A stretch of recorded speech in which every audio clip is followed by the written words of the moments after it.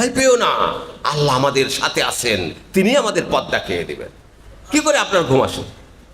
কি করে আপনি খাচ্ছেন যে আমার অমুক শাখার লোকেরা কি করছে, অমুক শাখার লোকেরা কি করছে, কি জানি কি অবস্থা হলো।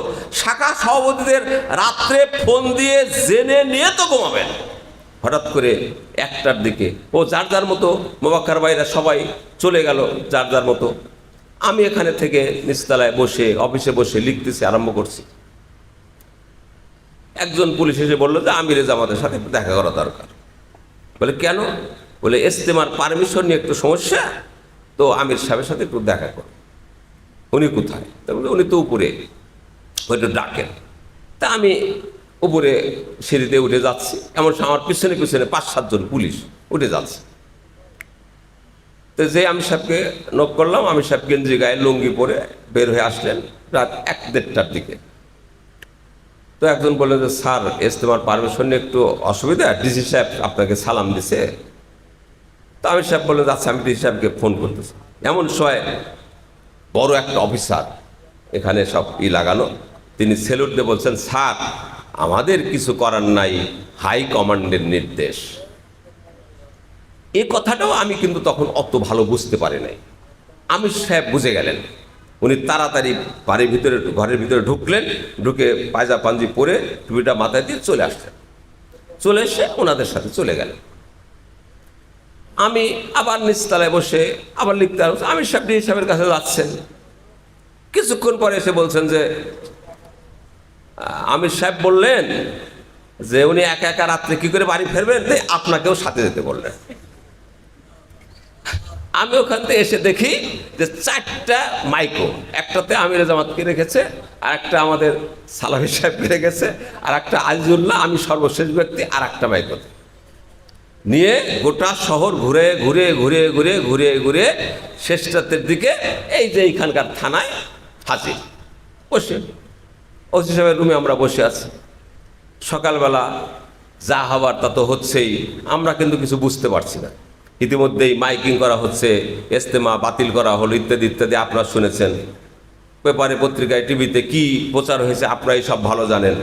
এরপরে আমাদের সংক্ষিপ্ত করতেছি যে আমাদের কোর্টে নিয়ে গেল, নিয়ে যাওয়ার পরে এরপরে জেলখানায় নিয়ে গেল। এই জায়গায় আমির সাহেবের ছাত্র তখন মনে হয় জেলার ছিলেন, একটা ভালো জায়গা দেওয়ার কথা, কিন্তু সেখানে দিল সেই 1908 সালে তৈরি করা কবর সেল বলে বা কি সেল বলে, 10-10 হাত ঘর। সেই ঘরের মধ্যে জীবনে সেটা হয় নাই, খোলা হয় নাই। ওর মধ্যে মশা এমন যেন মৌমাছি বাসা করেছে, যেই দরজা খুললো ভন মন করে সমস্ত মশাগুলো বেরোইতে আরম্ভ করলো। ঠিক ওই সময়ে, পরের দিনের ওই সময়ে আমির সাহেব দর্জ দিচ্ছেন, সাহস দিচ্ছেন। আমির সাহেব ডেকে নিয়ে বলছেন, লা তাহজানু ওয়ালা তাহিনু ওয়ালা তাহজানু আনতুম আ'লাউনা ইন কুনতুম মুমিনুন। ইসলাম, ভীতু হয়েও না, শঙ্কিত হয়েও না। তোমাদের এই দাওয়াত আল্লাহ কবুল করে নিয়েছেন, সেই জন্য নবীদের মতো আমাদের ওই রকম হচ্ছে। কখনো যেন কোনো মিথ্যা কথা বলবে না, কখনো যেন কোনো খারাপ চিন্তা ভাবনা করবে না, সবসময় সাহস নিয়ে থাকবে। এই যে আমিরে জামাতের সেই ওই বিপদের মুহূর্তের যে সাহস দেখেছি, এই বিপদের মুহূর্তে তার যে তেজ দেখেছি, সাহস দেখেছি, সেটাই আমাদের জীবনের প্রেরণা হয়েছে। আর একটা সাহস দেখেছি বিপদের সময়, বলেছি সময় নাই তাও বলতে মনে হচ্ছে। নিয়ে গেল হাত পায়ে দড়ি দিয়ে সেই জিআইসি বোর্ডে, জয়েন্ট ইন্টারগেশন সেল, সেখানে সালাফি সাহেবের পায়ে বেরি, আমাদের পায়ে বেরি। কোন পুলিশ যে বলেছে আমিরে জামাতকে আগেই নিয়ে গেছে, কোন পুলিশ যে বলেছে যে সালাফি সাহেবরা আসছে এখানে, হাতে পায়ে বেরি। আমির সাহেব তেজ আর রাগ, বলছে আমার নায়েবে আমির হাতে বেরি থাকবে আর আমি আপনাদের সাথে রিমান্ডে কথা বলবো, বেরি না ফেলা পর্যন্ত আমি কখনো তা আপনাদের সাথে কথা বলবো না। কি সাহস নেই!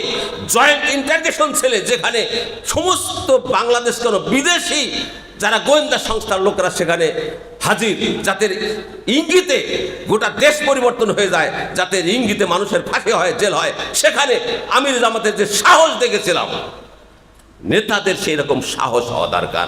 তাই 1 নম্বর শর্ত হলো সাহসিকতা। 2 নম্বর হলো, এই সাহসিকতার বহু উদাহরণ বইটা আছে। ওই যে ফেরাউন যখন মুসাকে তাড়াই দিলেন না, তখন দৌড়াচ্ছে, পিছনে ফেরাউনের বাহিনী হাতি ঘোড়া নিয়ে দৌড়, আর মুসার সামান্য কিছু লোক দৌড়াচ্ছে। সামনে যেতে যেতেই পিছনে তাকিয়ে দেখে যে এসে গেছে।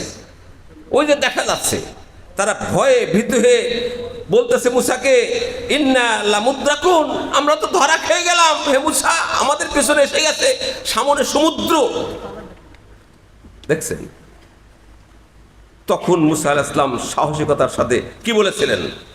কাল্লা ইন্না মাই রাব্বি সায়াহদিনী, ভয় পেও না, আল্লাহ আমাদের সাথে আছেন, তিনি আমাদের পথ দেখিয়ে দেবেন।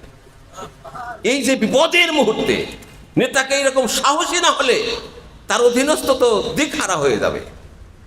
সুতরাং আপনারা যারা নেতৃত্ব পাবেন বা আমিরে জামাত যাদের উপরে এগুলো সাপোর্ট করবেন, তাদের এরকম সাহসিকতার ভূমিকা দেখাতে হবে। 2 নম্বর গুণ হলো, বারবার তাকাচ্ছে যে আপনার সময় শেষ, হকের উপরে দৃঢ় থেকে বাতিলের মোকাবেলা করার সাহসিকতা। যেমন হুনাইনের যুদ্ধে শত্রু বাহিনীর বেষ্টনীর মধ্যে পড়ে একাই নবী মুহাম্মদ রাসূলুল্লাহ সাল্লাল্লাহু আলাইহি ওয়াসাল্লাম ধমক দিয়ে বলেছিলেন, আনা নাবিউ লা কাযিবা আনা ইবনে আব্দুল মুত্তালিব। এই যে বাতিলের চতুর্দিকে শত্রু, ঠিক ওই সময় কি সাহসকে তিনি কথা বলেছিলেন, বলার সাথে সাথেই শত্রুদের সব ভয়ে পালিয়ে গেল। এই সাহসিকতা দেখাতে হবে এবং হকের উপরে দৃঢ় থাকতে হবে। দায়িত্ব অনুভূতি, আপনার উপরে যে দায়িত্ব দিয়েছে, এই দায়িত্ব সম্পর্কে আমার অনুভূতি থাকা দরকার।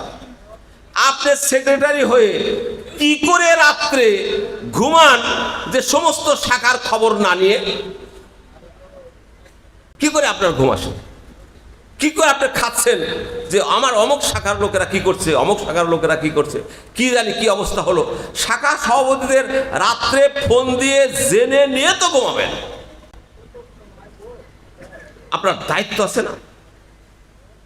আলা কুল্লুকুম রাইন কুল্লুকুম মাসউলুন আন রাইয়াতিহি। তোমরা প্রত্যেক ভাই অভিভাবক, তোমাদের অভিভাবকত্ব সম্পর্কে আল্লাহর কাছে জবাবদিহি দিতে হবে। আপনি অর্থ সম্পাদক, অর্থের জন্য চেষ্টা করতে হবে না? কয়জন অর্থ সম্পাদক আপনারা চিন্তা করেছেন যে আমাদের জন্য স্থায়ী একটা সম্পদ আমিরে জামাত করে যাচ্ছেন? ওই যে তাকানো দেখি, দারুল হাদিস এডুকেশন সিটি, এখানে এমন সেই যুগ থেকে এই যুগ পর্যন্ত কোন ব্যক্তি আছেন যিনি আহলে হাদিসদের জন্য এই যে বিশাল পরিকল্পনা হাতে নিয়ে আপনাদের নামে আপনাদের জায়গা করে যাচ্ছেন? কে আছেন? ওই যে এখানে কি কি থাকবে সব ওখানে লেখা আছে। কোন জেলার অর্থ সম্পাদক এই অর্থ দিয়ে জান্নাতের যাওয়ার পাথেয় জোগাড় করার জন্য রাত দিন চেষ্টা করছেন? কালকের হিসাব মতে 1 কোটি কত লক্ষ টাকা ঋণ করে আমরা এই যে সেদিনের 2 বিঘা জমি রেজিস্ট্রি করা, 1 কোটি 1.5 কোটি টাকার মতো ঋণ করে তার মধ্যে কোন জেলা সভাপতিও ঋণ দিয়েছে। তো এগুলো আপনাদের দায়িত্ব না? জেলা সভাপতিদের অর্থ সম্পাদকের দায়িত্ব না? সভাপতির দায়িত্ব না? এটা যদি রেখে দিতে পারেন, চেষ্টা করে যদি এখানে নিজের বসার জায়গাটারও দাম দিয়ে যেতে পারেন, এটাই হবে জান্নাতের একটা পাথেয়, এটাই হবে আপনার জন্য জান্নাতে যাওয়ার বিরাট একটা উপাদান।